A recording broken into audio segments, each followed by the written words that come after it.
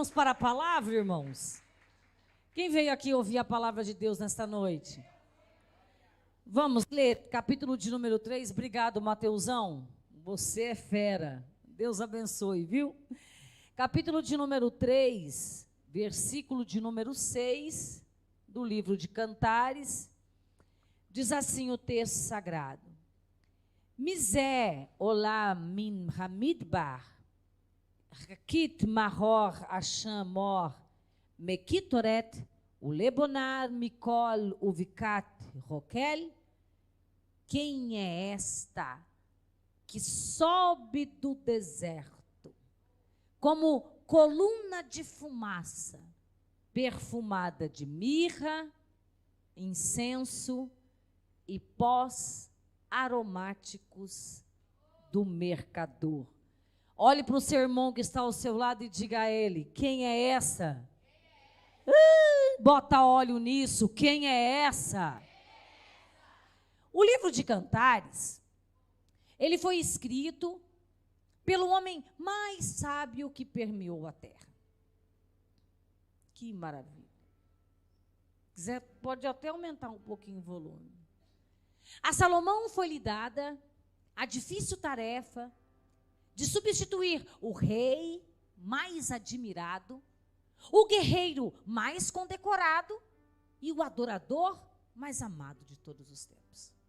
As mulheres fizeram cânticos para Davi, dizendo: Davi matou milhares de milhares. Por volta do ano 960, Salomão, com 20 anos de idade, vai se assentar no reino de Israel para poder reinar debaixo da vontade de Deus. Só que quando Salomão se assenta no trono, Salomão, ele não é o predileto do povo. Porque o predileto do povo era alguém por nome de Absalão, ou conhecido no hebraico como Absalom. Absalão, a Bíblia Sagrada vai dizer, que se assentava na porta da cidade para roubar o coração do povo que ia se consultar com o rei Davi. Como se não bastasse não ser o predileto do povo, ele também não era o predileto da corte. Porque o predileto da corte era o irmão de Absalão por nome de Adonias. A Bíblia Sagrada vai dizer que Adonias, ele vai convencer a corte, os seus irmãos e também até o sacerdote Abiatar a se revoltar da vontade de Deus, da vontade de rei, e ungí-lo em lugar de Salomão ao próximo rei de Israel. A Bíblia Sagrada diz então que ele junta, 1 Reis, capítulo de número 1, todos os homens da cidade, o chefe, o general dos exércitos, a Joabe, e todos os homens de guerra, juntamente com os filhos, com o sacrifício, com o sacerdote, e ele sobe até o vale de Cedron. E quando ele chega ao vale de Cedron, a Bíblia Sagrada diz que ele auto se proclama como rei de Israel. Só que a Bíblia Sagrada diz que quando acontece isso, o rei Davi, avisado por Natã e por Batseba, ele vai pegar seu filho Salomão, colocá-lo numa mula, na mula do rei, e mandar não que o seu filho subisse um monte para imitar Absalão. Note, Adonias, ele sobe um monte para que todos da cidade conseguissem ver a sua posse. Ele sobe um monte para que todas as pessoas conseguissem ver o quanto ele era grande. Ela sobe um monte para evidenciar a sua presença e confirmar o seu reinado. Só que Davi entende como é que começa um reino. Então ele não pede para que o seu filho Salomão suba o monte, mas desça até o alicerce da cidade, porque entende que reinado é como ministério. Nunca começa de cima, sempre sempre começa de baixo. Ei, eu vim da Amadora para ser profetisa na tua vida nesta noite. Aleluia. Porque tem gente que quer começar de cima, quer ter nome no cartaz, fotografia tirada em evidência. Mas Deus está dizendo: ei, antes de estar em cima, começa estando embaixo, porque Deus pega o de baixo e coloca em cima para a glorificação do teu santo nome. Salomão se assenta no trono, porque embora Salomão não seja escolhido do povo, não seja favorito da corte, ele é alguém escolhido por Deus. Ei, irmão, você está dormindo, mas Jesus Cristo vai te acordar. Você pode não ser predileto de ninguém. Você pode não ser o mais bonito, o mais famoso, o mais educado, nem o mais inteligente. Mas se Deus te escolheu para uma grande obra, começa a dormir tranquilo, porque Deus vai realizar aquilo que te prometeu. Salomão se assenta no trono, pastor. Só que Salomão também é poeta. Ele vai herdar o gosto literário do seu pai.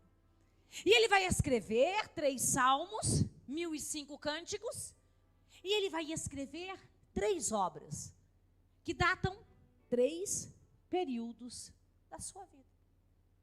A primeira obra literária que Salomão vai escrever é um livro de cantares. A segunda obra que Salomão vai escrever é o livro de Eclesiastes, é o livro de Provérbios. Provérbios, segundo os escritores, foi escrito, o monarca escreve para dar sabedoria aos seus filhos. Quem nunca ouviu Provérbios 10:10, que diz: toda mulher sábia, porque a tola destrói com as suas mãos. Quem nunca viu o provérbio: em todo tempo ama o amigo, porque na angústia nasce o irmão. No final da sua vida, agora, Salomão não vai evidenciar a beleza das mulheres, não vai dar sabedoria para os seus filhos, mas ele entende que Rachel, verachel, Racol, verachel, vaidade de vaidade. Tudo é vaidade e aflição de espírito. Salomão, a Bíblia Sagrada vai dizer que ele se assenta no trono com 20 anos de idade e ele se sente uma criança indefesa. Ele vai dizer para o Senhor que ele não sabe entrar e não sabe sair, que ele não tem inteligência nem sabedoria para aconselhar o seu povo. Salomão se achega a Deus e Tiago vai dizer que aquele que se achega a Deus pedindo a Deus sabedoria, ele dá sobremaneira. Salomão torna-se o homem mais sábio de todos os tempos. A Bíblia Sagrada vai dizer que ele vai herdar um reino totalitário que vai desde o Egito até o Eufrates. E com a sabedoria dada por Deus para administrar, ele vai fazer do seu reino um império sólido e rico e proclamado por todos os reinos. Ele vai fazer do Golfo de Ágaba o maior golfo do Médio Oriente, que vai ligar a Ásia com a África. Ele vai fazer do Negev, o deserto do Negev, uma mina de cobre, para extrair cobre. Ele vai fazer do Mar Morto o comércio de sal. Ele vai ligar com carruagens a Frícia com a Fenícia e vai fazer o primeiro exército com carroças e carruagens que existiu no mundo antigo. A Bíblia Sagrada vai dizer que o nome de Salomão é tão grande que o seu trono é de marfim revestido com ouro e todos os copos da sua casa são de ouro, as cortinas são de linhos e a glória de Salomão resplandece sobre a terra. Até a rainha de Sabá ouviu a respeito da sabedoria de Salomão, mas desmaiou diante da sua glória. Para muitos, o livro de Cantares é apenas o livro de uma história de amor de um rei apaixonado por uma plebeia. Para outros, o livro de Cantares é uma carta de amor do Eterno para com o seu povo Israel. Mas para nós, igreja, sabemos muito bem que o livro de Cantares é a carta do Rei Jesus, o Rei dos Reis, apaixonado pela sua noiva, a igreja de Cristo Jesus. A história vai dizer que Salomão, ele não era mais conhecido fora do trono. E que as pessoas achavam que Salomão era uma lenda inexistente. Um certo dia, Salomão, ele resolve tirar as suas vestes reais e se vestir de pastor de ovelhas, porque queria andar no meio do seu povo e ter comunhão com ele. A história vai dizer que ele tira as suas vestes, e quando ele chega na porta do palácio, os seus guardas não o reconhecem e dizem: ei, Salomão, ei, pastor de ovelhas, para onde você vai? E ele responde: conhecer a glória do reino de Salomão. A história diz que ele anda o dia todo a pé, e no final do dia, ele vai chegar em um lagar de uvas que produzia vinho para o palácio. Capítulo de número 1 do livro de Cantares. A Bíblia Sagrada vai dizer que ele olha e vê uma jovem da pele morena, queimada do deserto, e vai se encantar com aquele lugar e se encantar com ela. Ele olha e vê que ao seu redor tem 7 atalaias, com 7 sentinelas, com 7 trombetas na mão, vestidos de linho fino e branco, com uma trombeta de ouro. Ele olha para aquele lugar e ele fica impressionado e ele diz: ei, moça, me conte um segredo. Para que essas 7 sentinelas, vestidas de branco, com essas trombetas apostas? Ela responde: porque nós estamos aqui debaixo de uma promessa, que o nosso rei um dia virá nos buscar. E quando ele vir nos buscar, as trombetas soarão, dizendo a respeito da sua vinda. Ei, minha irmã e meu irmão, você que está viajando aí e não está entendendo, eu vou te explicar. Nós estamos no lagar do deserto. Embora estejamos no lagar, produzimos o vinho que simboliza a alegria. Mesmo em meio ao deserto, estamos debaixo de uma promessa que o rei virá buscar para nos levar. Se tem alguém aqui que acredita, começa a glorificar, porque a trombeta vai soar e ele vai nos levar. Ele olha e fica impressionado com ela, pastora. Porque embora ela esteja num lagar, ela está limpa e vestida. O lagar não era um lugar habitado por mulheres, nem frequentado por donzelas. Porque num lagar era impossível que uma donzela viesse a casar-se.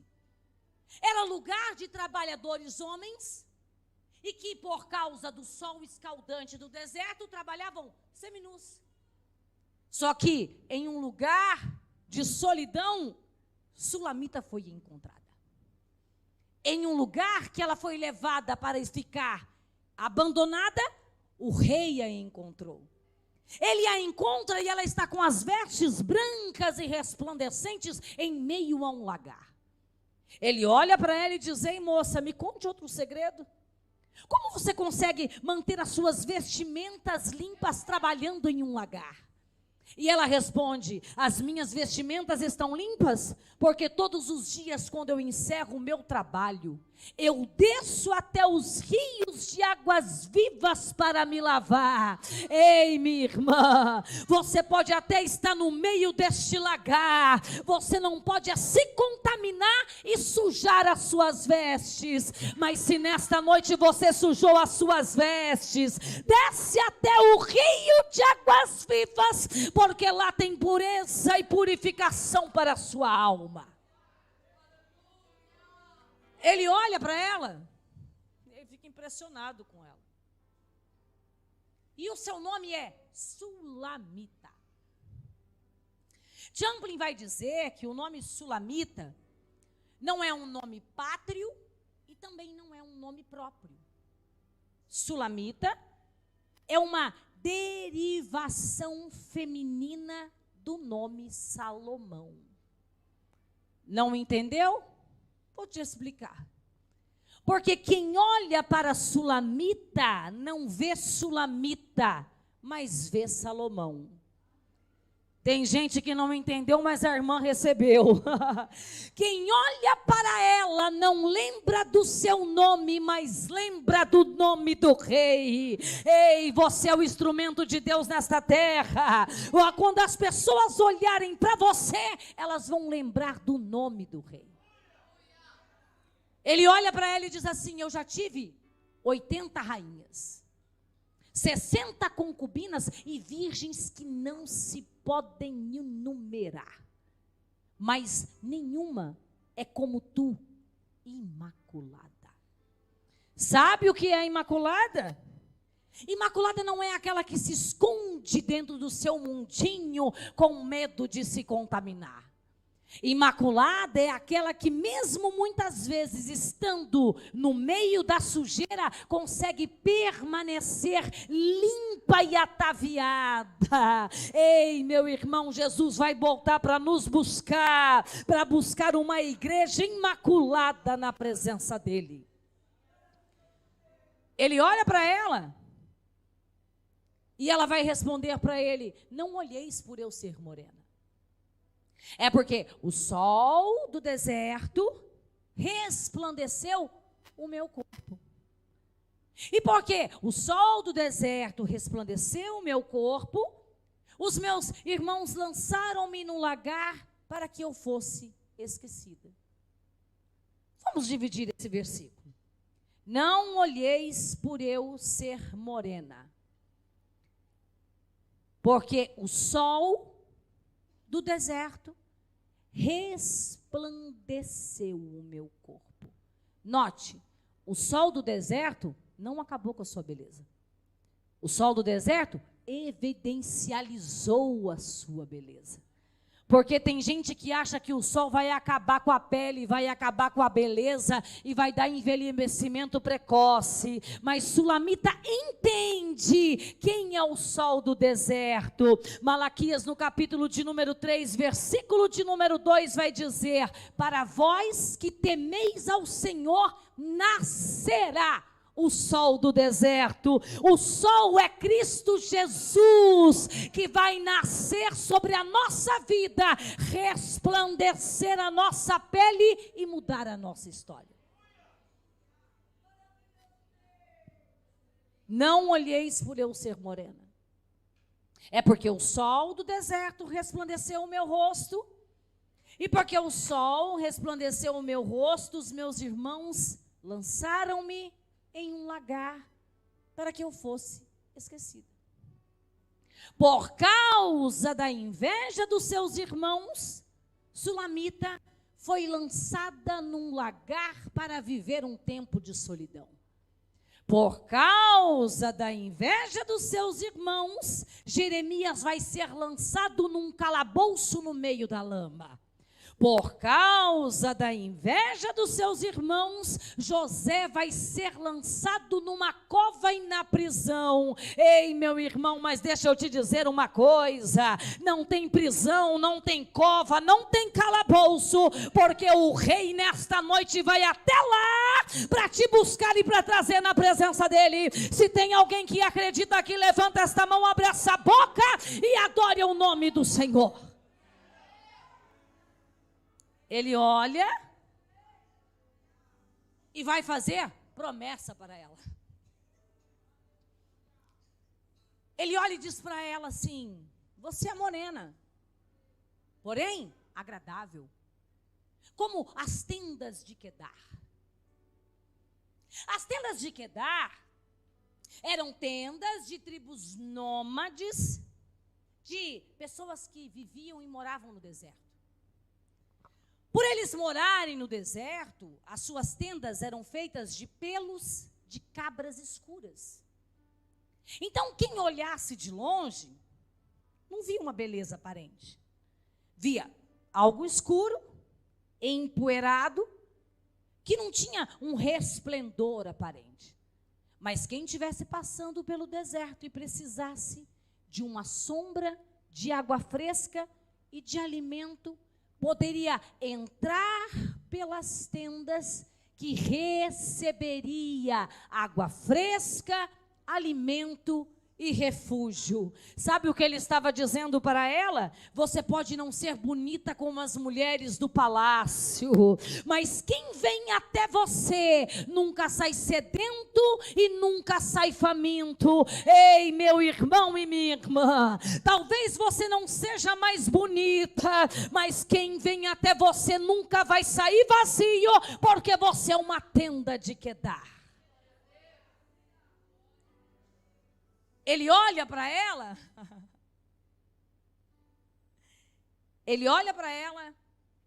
e vai dizer: os seus olhos são como os olhos da pomba, amada minha. Os seus olhos são como os olhos da pomba. Se alguém recebesse um elogio desse, que pensava, porque, meu Deus, o que esse homem está falando? Um olho de pomba. A pomba é uma ave que ela tem uma visão diferente da visão humana.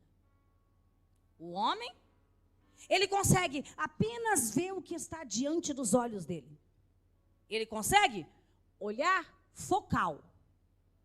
A pomba tem o olhar multifocal. Enquanto a pomba olha para frente, ela consegue ao mesmo tempo olhar para trás e olhar para cima. Não me entendeu? Vocês estão ruins de Bíblia, eu vou desistir de pregar. E o que ele estava dizendo é que os olhos naturais de alguém não conseguem ver o que os olhos de alguém que tem visão multifocal conseguem enxergar. Porque tem gente que se liga no problema, se liga na dificuldade e não consegue avançar. Mas tem gente que tem visão multifocal, consegue enxergar para frente, mas também consegue olhar para cima e ver que de cima tem socorro. Aí eu me lembro de Eliseu, junto com o seu moço. A Bíblia Sagrada vai dizer que o rei da Síria, ele vai tentar invadir Israel durante 3 vezes. Todas as vezes que ele vai tentar invadir Israel, a Bíblia Sagrada vai dizer que Eliseu, ele vai olhar dentro da recâmara de dormir e adivinhar, descobrir, melhor dizendo, os pensamentos do rei, e vai pedir para que o rei de Israel se guarde de tal e de tal caminho.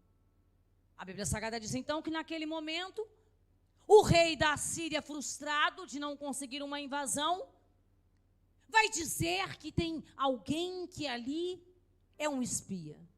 Só que ele olha e os seus guardas dizem: não, nós não temos espia.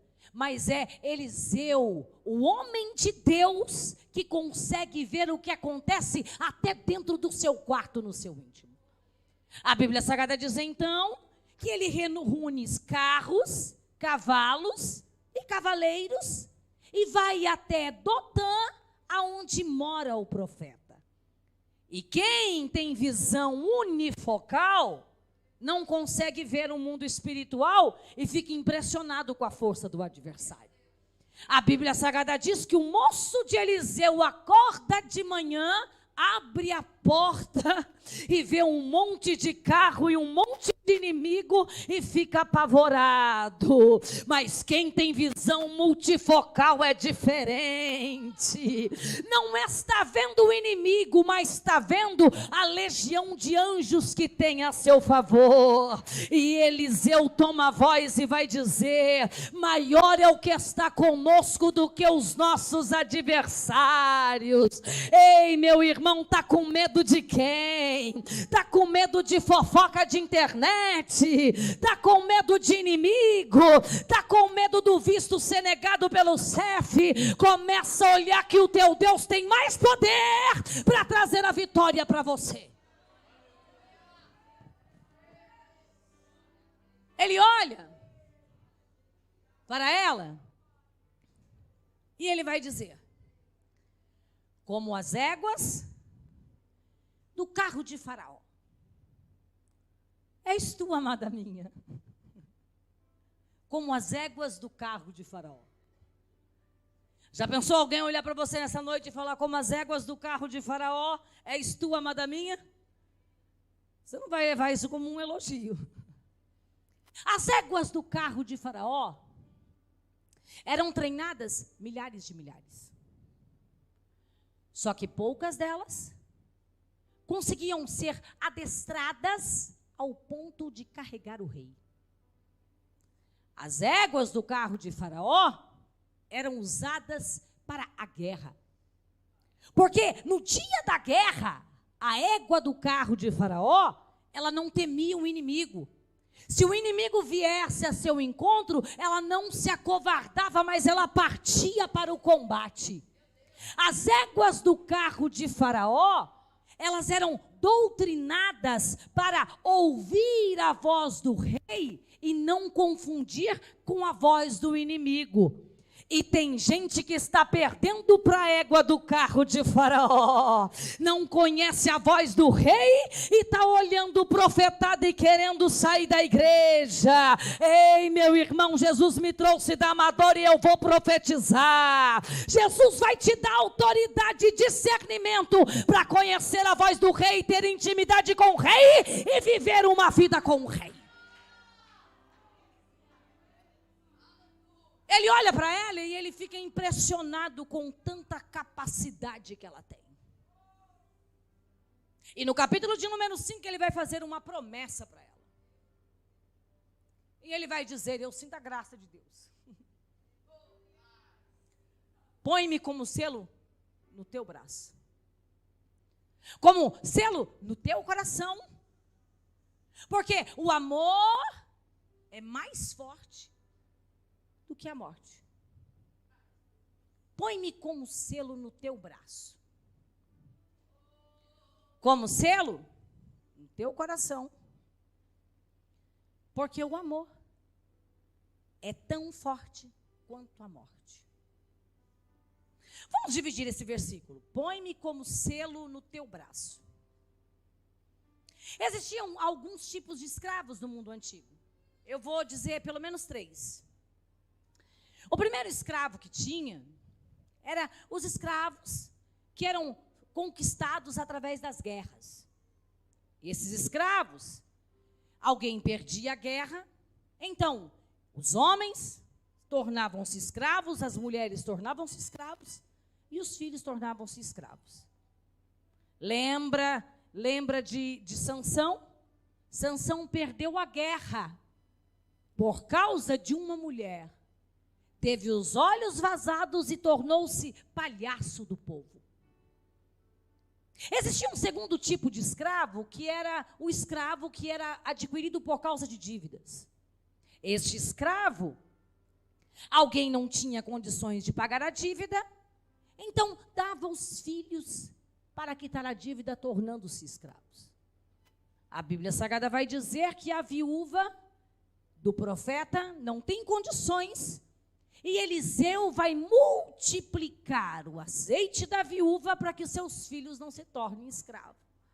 Porque aonde tem azeite não tem escravidão. Tem gente que entendeu, mas eu vou repetir. Aonde tem azeite, aonde tem profeta, não tem cativeiro que resista e o inimigo cai por terra. O terceiro tipo de escravos era conhecido como um escravo de luxo. Esse escravo era comprado no mercado de escravos. Era um escravo que geralmente ia trabalhar dentro de casa. Então, o seu senhor colocava um selo no seu braço. Porque a única coisa que o diferenciava dentro de casa era um selo no braço.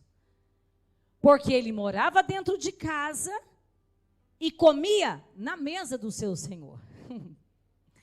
Aí Jesus Cristo nos compra do mercado de escravo, põe um selo no nosso braço para que alguém veja que por nós foi pago um alto preço.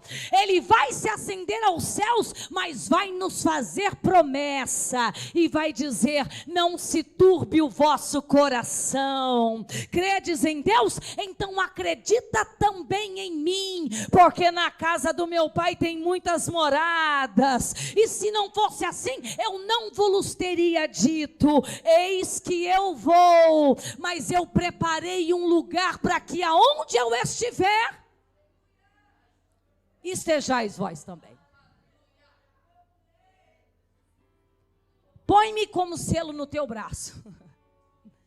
Sabe o que ele estava dizendo para ela? De agora em diante você pertence a mim. E todas as vezes que alguém te olhar, vai ver o selo no braço e vai ver que por você eu paguei um alto preço. Só que não adianta ter selo no braço e ter um coração violado. Não adianta ter selo no braço e não ter selo no coração. O selo era um símbolo, que até hoje é, de autenticidade de um produto. O selo classifica que aquele produto nunca foi violado e que aquele produto é autêntico, fidedigno e tem uma boa qualidade. Sabe o que ele estava dizendo para ela? O seu coração tem que estar cativo somente a mim. Você não pode me dividir com outros deuses. Você não pode me dividir com outras coisas. Agora não somente o seu corpo, mas também a sua alma pertence ao Senhor, ao teu Salvador. Põe-me como selo no teu braço, como selo no teu coração. Porque o amor é tão forte quanto a morte. O amor de Salomão é forte como a morte. Agora, o amor do rei Jesus é mais forte do que a morte. Apocalipse capítulo de número 5. A Bíblia Sagrada diz que a Bíblia Sagrada diz que João vai ser levado até a ilha de Pátimos para ser cativo e condenado à morte por amor ao Senhor. A Bíblia diz que quando ele está na ilha de Pátimos, ele é arrebatado de sentidos e vai até os céus. E quando ele chega nos céus, ele ouve uma voz dizendo que ninguém é digno de abrir o livro e desatar os selos. João começa a chorar muito. Porque nem na terra, nem em cima dos céus e nem embaixo da terra existe alguém capaz de desatar os selos. Então ele começa a chorar. Mas quando ele começa a chorar, a Bíblia Sagrada vai dizer que um outro anjo se apresenta e diz: ei, João, não chores. Eis aí o leão da tribo de Judá, descendente de Davi. Ele é maior do que Salomão. Ele foi morto, mas está vivo para sempre. E tem autoridade de abrir os 7 selos. Ei, você pode glorificar este Deus, porque Ele está aqui. E Ele tem poder de mudar a tua história. Alabaxéria, delabassui, delamassui, andalabassai. A Bíblia Sagrada diz que ele abre os selos e agora começam grandes destruições. Põe-me como selo no teu braço, como selo no teu coração, porque o amor é mais forte do que a morte. Eu vou te provar que o amor é mais forte do que a morte. A Bíblia Sagrada diz, capítulo 6, 7 de Apocalipse, que agora existem 4 anjos que estão cada um num canto da terra segurando os 4 ventos. E a Bíblia diz que naquele momento então o Senhor dá autoridade para o anjo soltar os 4 ventos da terra. Só que quando vai soltar os 4 ventos da terra, a Bíblia Sagrada diz que um anjo tem um selo de Deus na mão. Grita, ei, ainda não solte os 4 ventos, porque ainda tem 144.000 que não passarão pela morte. Ei, eu quero dizer para você nesta noite, que o teu Deus é tão poderoso que venceu a morte e te deu a vida eterna. É neste momento que ele faz promessa para ela. Põe-me como selo no teu braço, no teu coração. Porque o amor é tão forte quanto a morte. Ele olha para ela e diz, eu sou o rei. Eu vim como pastor de ovelhas e ninguém me reconheceu. Só que eis que eu vou, mas vou voltar para te buscar. Agora não virei eu mais como um pastor de ovelha, mas virei eu montado no meu cavalo branco. A Bíblia Sagrada diz que neste momento ele vai embora, passa-se o tempo, ela continua fazendo a obra, macerando uva no lagar. De repente, ela ouve as trombetas. As trombetas começam a tocar e ela vai dizer, eis a voz do meu amado. Ele vem saltando pelos montes e pulando sobre os outeiros. Ele olha e diz, levanta, amada minha, formosa minha, e vem. Porque eis que o inverno cessou e se foi. Eis que as flores aparecem na terra e o tempo de cantar chegou. Ei, você pode glorificar este Deus porque Ele está aqui nesta noite e vai voltar para buscar a sua igreja. É nesse momento que vai se cumprir esse capítulo. Alguém vai olhar e vai dizer, Misé, Mihamidba, quem é esta? Eu sinto a graça de Deus, que sobe do deserto, como coluna de fumaça, perfumada de mirra, de incenso e de pós aromáticos do mercador. Note, ela está no deserto. Embora ela esteja no deserto, a posição dela é posição de subida. Ela está no deserto, mas o deserto não acabou com ela.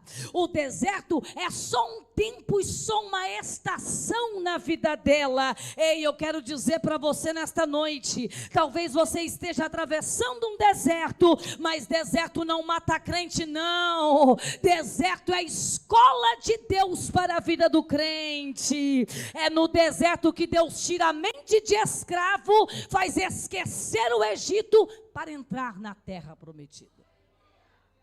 Se coloca sobre os seus pés e eu quero orar para você. Um dia eu venho e conto a mensagem toda para você. Eu falei 1 hora. E agora que eu ia entrar na mensagem. Quem é esta que sobe do deserto? A palavra deserto vem do hebraico. Significa midbar.